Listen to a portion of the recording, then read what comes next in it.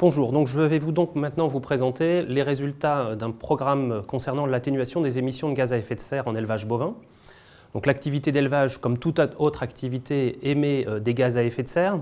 Alors à la différence de l'industrie et de l'automobile, où les émissions de gaz à effet de serre sont ponctuelles et relativement faciles à mesurer, en élevage, il y a une complexité un peu plus importante liée à trois éléments. Donc le premier élément, c'est le fait que les émissions soient diffuses. Donc il y a plusieurs endroits où on va retrouver des émissions de gaz à effet de serre dans une exploitation.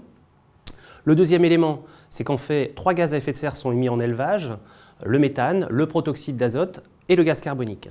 Et enfin, troisième élément, c'est le fait qu'en fait l'élevage bovin contribue au stockage de carbone qui va venir compenser pour partie les émissions de gaz à effet de serre.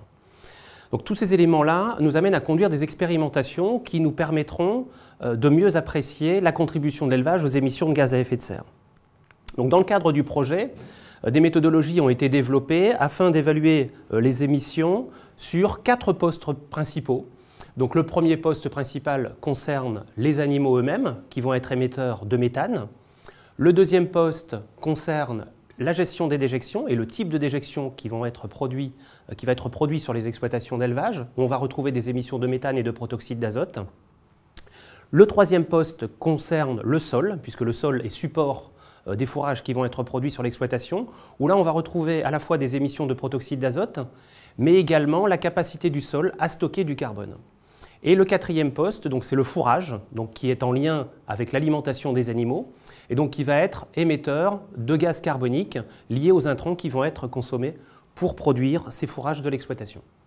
Lorsque l'on agrège l'ensemble des émissions de gaz à effet de serre et que l'on exprime ça sur une unité commune qui est partagée par les scientifiques, qui est l'équivalent CO2, nous obtenons une empreinte carbone du lait et de la viande.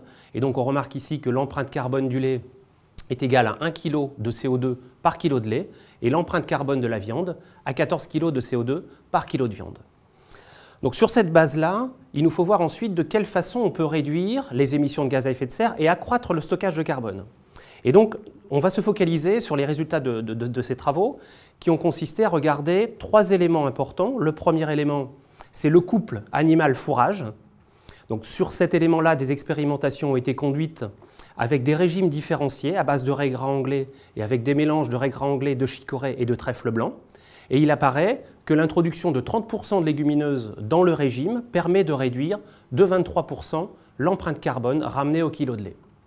Le deuxième volet qui a été exploré dans le cadre de cette étude concerne les déjections, la gestion et le type de déjection, en comparant deux modes de logement pour vaches laitières, un premier mode de logement avec de la litière accumulée et un second avec de la logette lisier. Et il apparaît que les systèmes avec de la logette lisier émettent 23% de méthane en moins comparativement au système fumier. Et le dernier élément qui a été exploré également dans le cadre de cette étude, c'est le couple sol-fourrage en lien avec le stockage de carbone. Et là, l'application de modèles développés par l'INRA met en évidence que les prairies ont une capacité de stockage de carbone qui peut atteindre 3 tonnes de carbone par hectare et par an. Et on remarque également qu'il y a des différences et que les prairies pâturées ont un potentiel de stockage plus important que les prairies fauchées. Voilà, donc tous ces éléments nous montrent que des pistes existent pour réduire les émissions de méthane des systèmes de production. Alors suite à ces investigations expérimentales qui ont été conduites, nous avons engagé deux programmes nationaux et européens que sont Carbone Dairy et Beef Carbone. Leur objectif, c'est d'impliquer un nombre important d'éleveurs, donc c'est plus de 6000 éleveurs qui sont impliqués dans ces programmes, et l'idée, c'est de réduire de 20% l'empreinte carbone du lait et de la viande à échéance de 10 ans.